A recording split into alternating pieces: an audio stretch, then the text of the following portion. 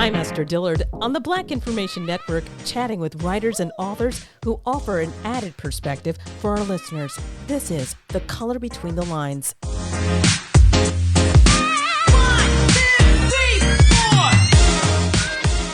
In this edition of The Color Between the Lines, we're talking chilling out, ladies, strategies. And here to talk about those strategies is Angela D. Coleman. She's a holistic health expert and the founder and president of Sisterhood Agenda, and now also the author of a new book called The Art of Chilling Out for Women, 100 plus ways to replace worry and stress with spiritual healing, self-care, and self-love.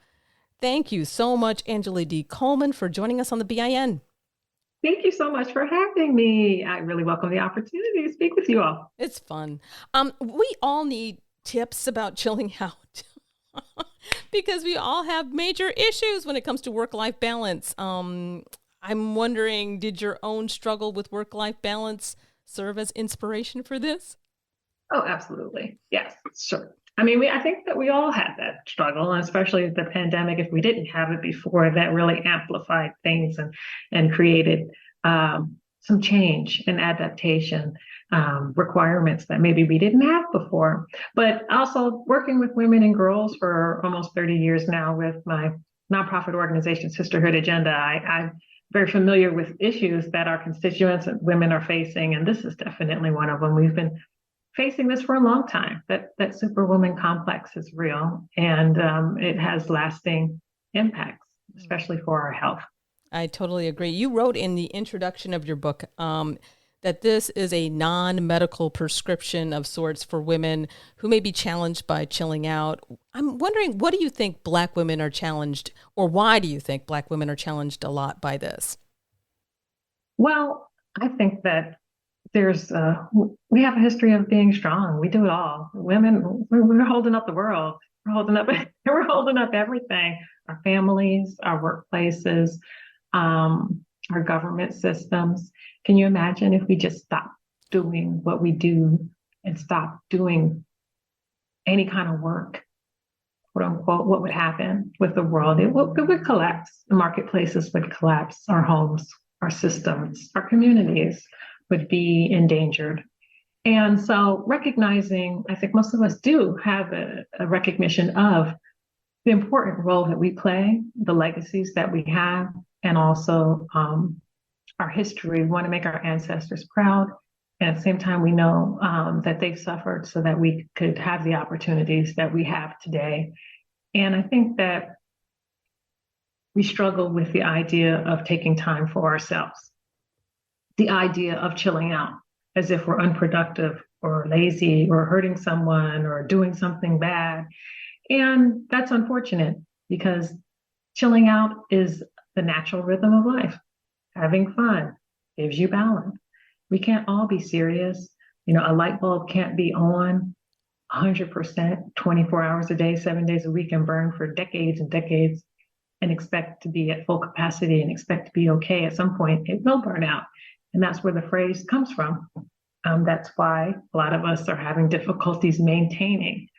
But I don't know about you. I'd much rather be around people who are not stressed out, who are chilled out, who are not bound and tight and very rigid. And, in some ways I'm thinking we're blocking our blessings and we're creating restrictions.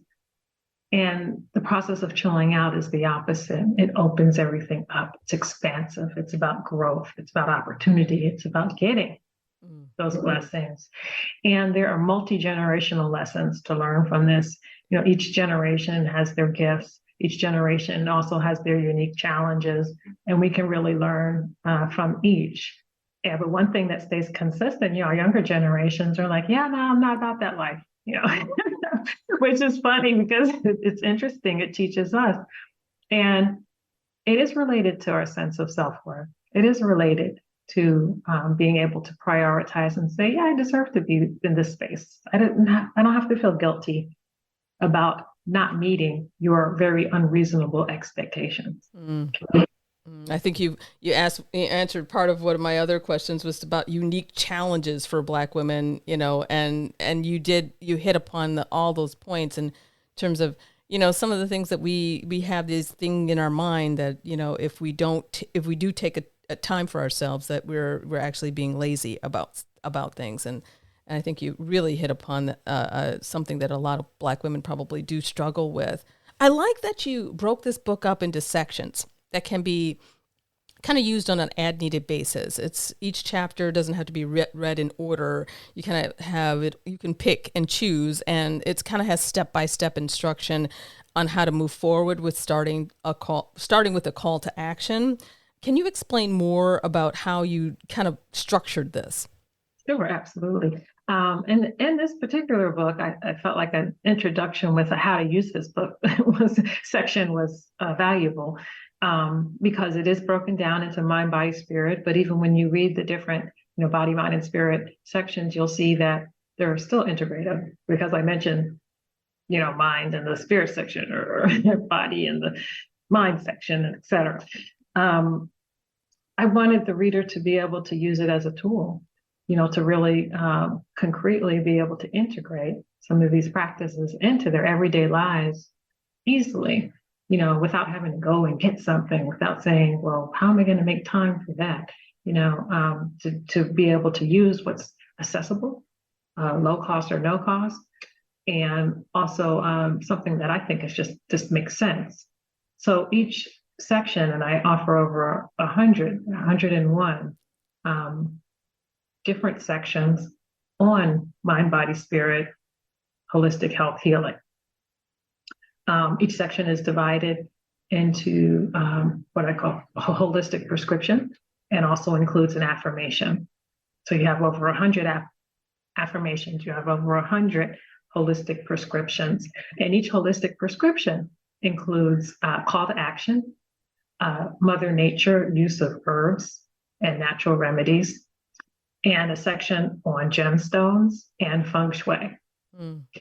And so we're using ancient, tried and true, traditional cultural practices that have been used and practiced and passed down for generations, for centuries, kind of going forward and going back to go forward, and to be progressive and to incorporate things that worked for us, practices that made sense. And we're all about energy, recognizing the energy that we come in with, and the energy around us, and the energy that's abundant in nature, and being able to create healthy environments for ourselves, healthy lifestyles for ourselves, and heal ourselves with nature. And that's all part of the art of chilling out. So I might use joking, kind of like, oh yeah, we're chilling out. But, by doing nothing, you're actually doing something very valuable, very important, and very necessary that increases your health and emotional well-being. Tell you, it's really interesting. For those of you who are just joining us, I'm Esther Dillard on the Black Information Network, and we're talking about The Art of Chilling Out for Women. It's a book written by author Angela D. Coleman, who's joining us, talking to us all about what she wrote about in this book. I saw in your subtitle that, 100 ways. And I thought, wow, after 50, I thought I would have a really challenge to find different issues and solutions for them. But was it difficult writing and addressing stress management in so many different ways, or was it difficult cutting it down? Well, it wasn't difficult at all doing 100 plus ways of the art of chilling out. And because there are more than 101 ways in which we are stressed, in which we are stressing ourselves out, creating distress, or prolonging our distress. So these remedies were not that difficult. I just had to put it down. And this is a book that comes from my heart. And so it's coming from a loving space. It's coming from very positive and healing energy, and really encouraging that feminine space, that yin, and being able to draw upon things that we may know about or may not know about, but we do know how we feel, how we feel in a certain environment, how we feel every day, and to really look inward and be honest with ourselves of how we show up in our own space, but in our workspaces and our homes and with other people, interacting with other people. And so when you are working and finding that inner peace, you're finding that balance, you're finding that health, also how you can protect it, how you can keep it, because we need to maintain it. And that you're always going to have different forces or different environments that are not about your best interest, that are not about you being healthy. So you're going to have to, in some ways, have some forms of resistance against that. And that's where this foundation comes from of health. And it's amazing how stress can hurt you, how stress can kill you. And also how stress can really decrease your quality of life. What's your overall message, I guess, for readers before, we close this out? What do you hope that, because there's so much that you can pull from this. I mean, there's so many different things that you offer to your readers. What do you hope that overarching message might be? The overall message is that taking time for yourself is good and healthy and necessary and important, and to not feel bad or guilty about doing it, and that it's not about time. It's not about time. Doesn't take any time away from something else when you prioritize yourself, because you are then, by making yourself a priority, able to actually be more productive, not less productive. You don't want a medical event or a mental illness to cause you to have to check out, to cause you to have to lie down or be in a bed or be bedridden, to force your body to rest and recuperate and restore, when you can choose to do that. You can choose to do that, and you can do creative visualization and prayer and meditation and visioning and rest and restore yourself and rest. If you choose it, you won't have to worry about those types of outcomes. And that's what I'm hoping we change conversation around, taking that time, taking that space. I tell you, I enjoyed this conversation. One thing that I did want readers to know, so you can remember her name is Angela D. Coleman. That D stands for Davis. And she said her mom and dad named her that for a specific reason. Maybe you could share that quickly. Oh, sure. Well, Angela, my mom liked it as a beautiful name. My father wanted me to be named after Angela Davis. So I do have the middle initial D, but my middle name is not Davis. So I'm not literally Angela Davis Coleman. I'm Angela Denise Coleman. But I honor and pay homage to Angela Davis, who's an awesome, awesome woman, an activist, educator, extraordinaire, feminist, womanist, and all of that. So I honor her also with my D. Plus, honestly, there are a lot of Angela Coleman, surprisingly, that are out there. So Angela D does differentiate me, but also I honor those who come before me. Awesome. Well, thank you, Angela D. Coleman, for joining us on the BIN. Thank you so much, Esther, for having me. I appreciate the opportunity to talk with you.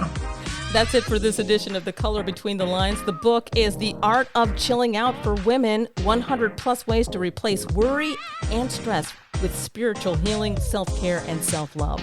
I'm Esther Dillard on the Black Information Network.